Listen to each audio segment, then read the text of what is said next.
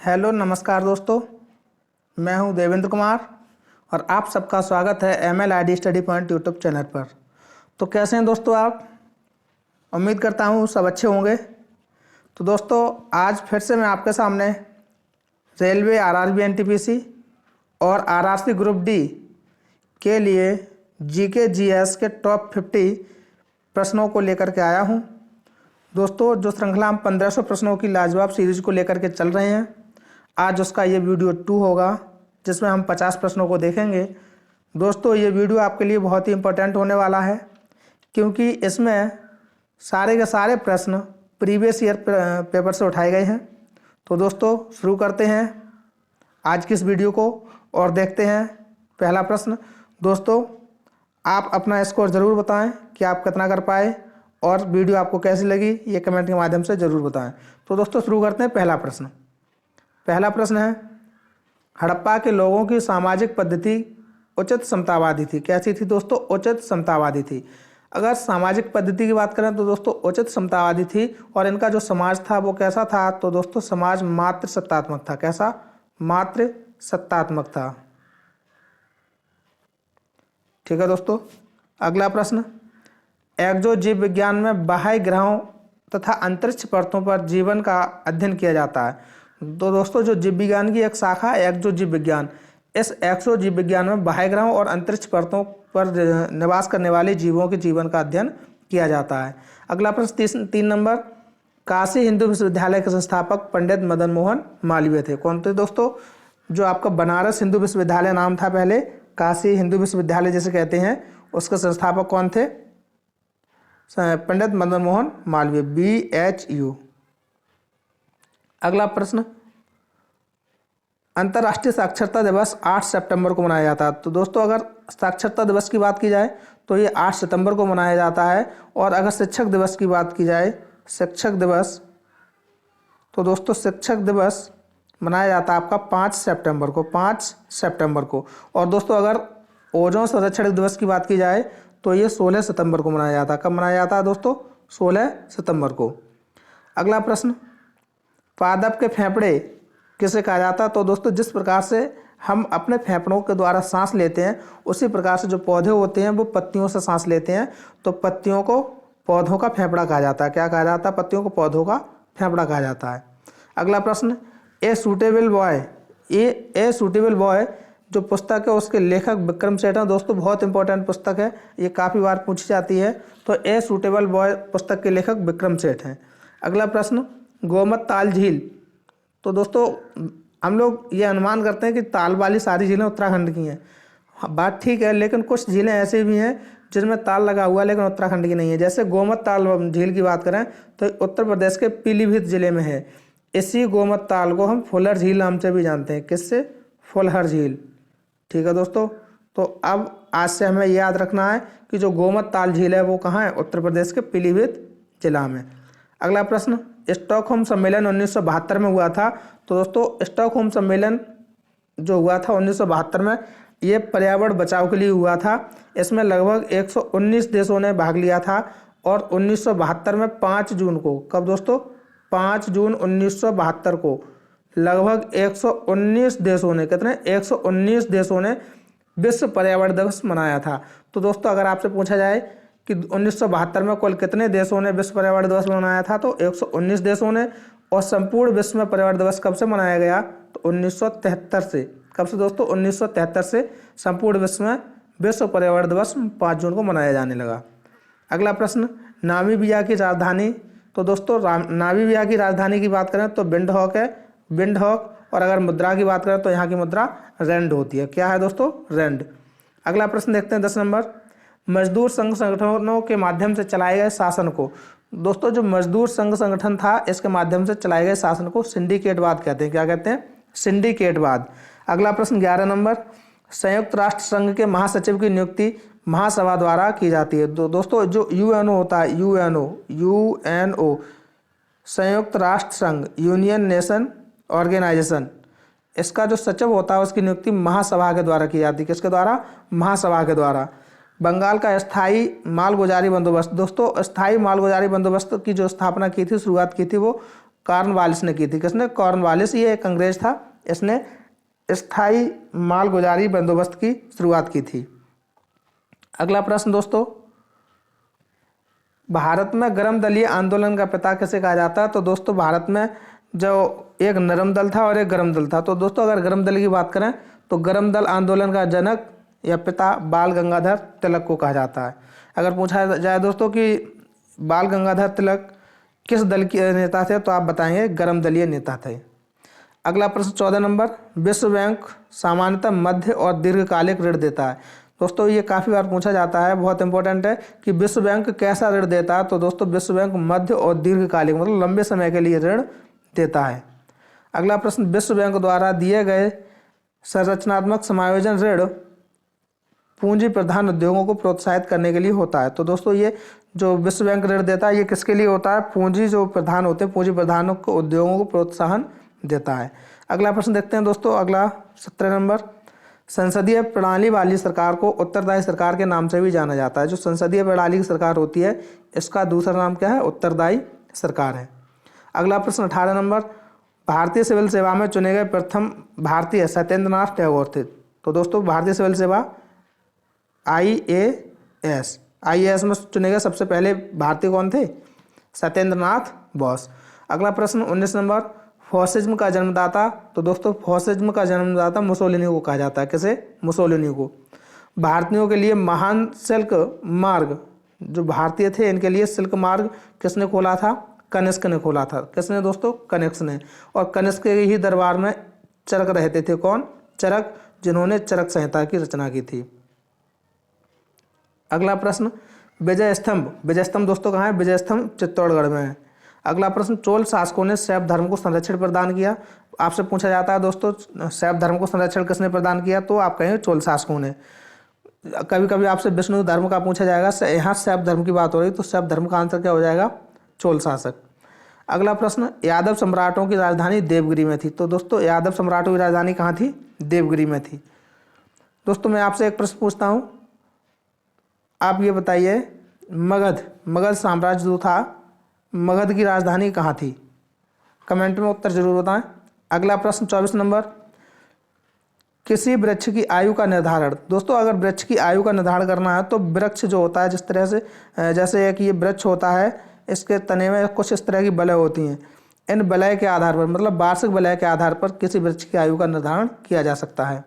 अगला प्रश्न 25 नंबर, सागर तल जो धीरे धीरे कम होता जाता है और किसी महाद्वीप को घेरता जाता है, इसे क्या कहते हैं दोस्तों? इस घटना को महाद्वीपीय शेल्फ कहते हैं। क्या कहते हैं? महाद्वीपीय शेल्फ। जैसे सागर तल बर्फ पिघल रही है तो सागर का तल कम हो रहा है, पानी बढ़ता जा रहा है और किसी महाद्वीप को डुबोता जा रहा है, घेरता जा रहा है। तो दोस्तों ऐसी घटना को हम क्या कहते हैं? महाद्वीपीय शेल्फ कहते हैं। अगला प्रश्न 26 नंबर, खासी तथा गारो जनजातियाँ मुख्यतः कहाँ है? तो दोस्तों खासी और गारो जो जनजातियाँ मुख्यतः मेघालय में हैं।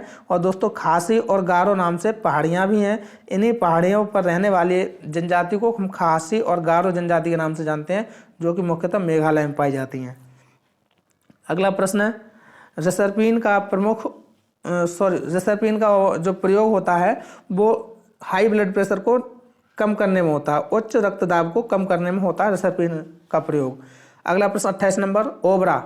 तो दोस्तों जो ओबरा है वो एक ऊष्मीय शक्ति केंद्र के लिए प्रसिद्ध है। ओबरा एक स्थान है जो ऊष्मीय शक्ति केंद्र के लिए प्रसिद्ध है। अगला प्रश्न है 29 नंबर, ऑप्टिकल फाइबर का आविष्कार। तो दोस्तों ऑप्टिकल फाइबर का आविष्कार टी.एच. मईमाहा ने किया था। किसने? टी.एच. मईमाहा ने किया था ऑप्टिकल फाइबर का। दोस्तों याद रखना एक आविष्कार आपसे पूछा जाता है। अगला प्रश्न, द्वितीय गोलमेज सम्मेलन का नेतृत्व महात्मा गांधी ने किया था। तो दोस्तों अगर गोलमेज सम्मेलन की बात करें तो द्वितीय गोलमेज सम्मेलन 1931 मतलब 1931 में हुआ था। इसमें जो गांधी जी गए थे, आपसे पूछा जाता है किस जहाज से गए थे? तो दोस्तों राजपूताना जहाज से गए थे। राजपूताना जहाज से गए थे। दोस्तों इसमें कौन कौन गया था? महात्मा गांधी गए थे, एनी बेसेंट गई थी। और दोस्तों इसमें बात करें तो कई सारे लोग गए थे। कुल कांग्रेस के लगभग कांग्रेस के 31 सदस्य गए थे। कितने दोस्तों? कांग्रेस के 31 सदस्य शामिल हुए थे। दोस्तों अगर बात की जाए कि प्रथम गोलमेज सम्मेलन तो 1930 में हुआ था, दूसरा 31 में हुआ था और तीसरा गोलमेज सम्मेलन 1932 में हुआ था। दोस्तों अगर आपसे पूछा जाए कि तीनों गोलमेज सम्मेलन में कौन उपस्थित रहा? तो doctor B R Ambedkar, doctor B R Ambedkar. दोस्तों ये ऐसे एक व्यक्ति थे जो तीनों गोलमेज सम्मेलन में उपस्थित रहे। द्वितीय गोलमेज सम्मेलन में महात्मा गांधी और डॉक्टर बी आर अम्बेडकर के बीच चर्चा होती है। इनमें किसी बात को लेकर के कुछ बहस हो जाती है और इसलिए जो द्वितीय गोलमेज सम्मेलन होता है वो असफल हो जाता है, क्योंकि डॉक्टर बी आर अम्बेडकर किसी एक पार्टिकुलर जाति को लेकर के बात कर रहे होते हैं। अगला प्रश्न, कंपनी ऑफ वुमेन के लेखक कौन है? तो दोस्तों कंपनी ऑफ वुमेन एक पुस्तक है, इसके लेखक खुशवंत सिंह है। कौन है? खुशवंत सिंह है। अगला प्रश्न, सातवाहन वंश के शासकों ने ब्राह्मण और बौद्ध भिक्षुओं को कर मुक्त ग्राम दान में देने की प्रथा आरंभ की। दोस्तों अगर आपसे पूछा जाए कि सबसे पहले ब्राह्मणों को गांव दान में देने की जो प्रथा थी किसने प्रारंभ की? तो आप कहेंगे सातवाहन वंश के शासकों ने। अगला प्रश्न 33 नंबर, वैदिक गणित का सर्वाधिक महत्वपूर्ण ग्रंथ शल्ब सूत्र है। तो दोस्तों वैदिक गणित क्या होता है? जितनी भी हम ट्रिक्स पढ़ते हैं वो सारी की सारी वैदिक गणित में ही होती हैं। तो वैदिक गणित का सर्वाधिक महत्वपूर्ण ग्रंथ जो है वो शल्ब सूत्र है। भारत की सबसे बड़ी सिंचाई नहर का नाम दोस्तों इंदिरा गांधी नहर है। अगला प्रश्न 35 नंबर, पृथ्वी पर पड़ने वाले वायुमंडलीय दाब का कारण गुरुत्वाकर्षण होता है। इसी कारण से जो वायुमंडल होता है दोस्तों वो पृथ्वी से बंधा हुआ है। गुरुत्वाकर्षण के कारण ही पृथ्वी का वायुमंडल जो है वो पृथ्वी से बंधा हुआ है।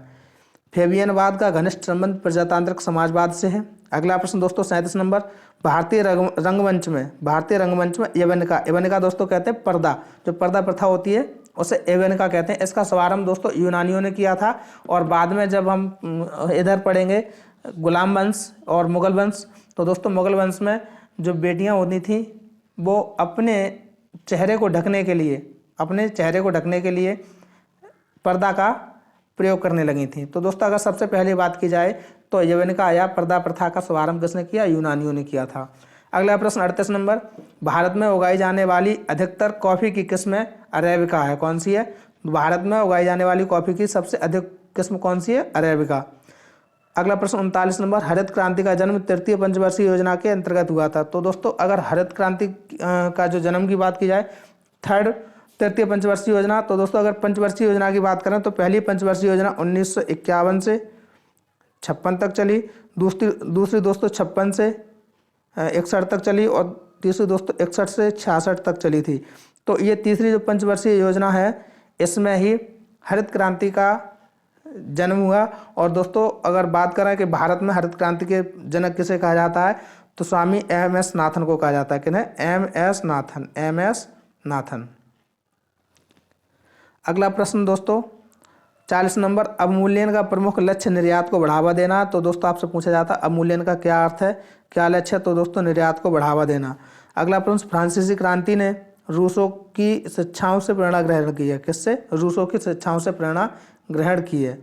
अगला प्रश्न, परमाणु पायल का प्रयोग नाभिकीय विखंडन के प्रचलन में होता है। किसमें होता है दोस्तों?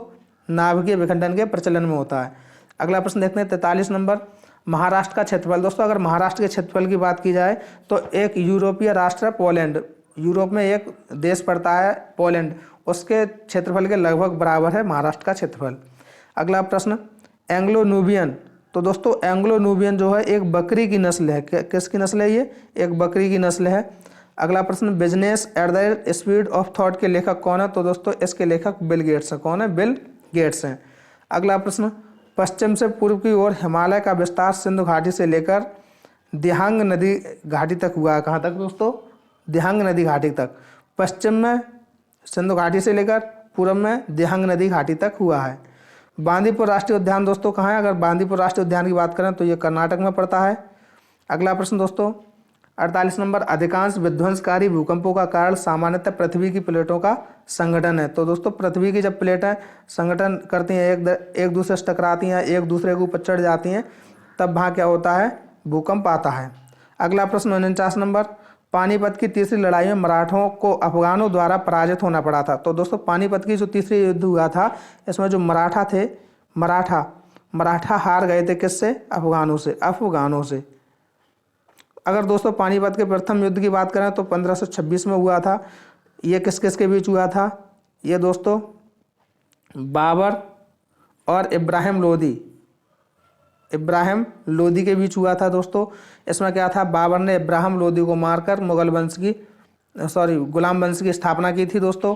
उसके बाद अगर बात की जाए कि द्वितीय पानीपत का युद्ध कब हुआ, तो दोस्तों द्वितीय पानीपत का युद्ध हुआ था 1556 में हुआ था। कब दोस्तों, 1556 में हुआ था। अगला प्रश्न है, विलियम बेंटिक द्वारा सती प्रथा पर रोक लगाई गई। दोस्तों सती प्रथा पर रोक किसने लगाई थी, विलियम बेंटिक ने, लेकिन पूर्ण रूप से राजा राम मोहन राय के प्रयासों से सती प्रथा को समाप्त कर दिया गया था। तो दोस्तों यहाँ खत्म होते हैं आपके 50 प्रश्न। Thanks for watching. दोस्तों अगर वीडियो अच्छी लगी हो तो लाइक और शेयर करें, और इसी तरह की वीडियो पाने के लिए चैनल को सब्सक्राइब करें। दोस्तों इसकी PDF पाने के लिए आप टेलीग्राम पर जाएं और सर्च करें @MLID स्टडी पॉइंट, और दोस्तों इसे सर्च करके आप इस पर ज्वाइन हो जाएं। यहाँ आपको सारी की सारी PDF क्लास की मिल जाएंगी। Thanks for watching.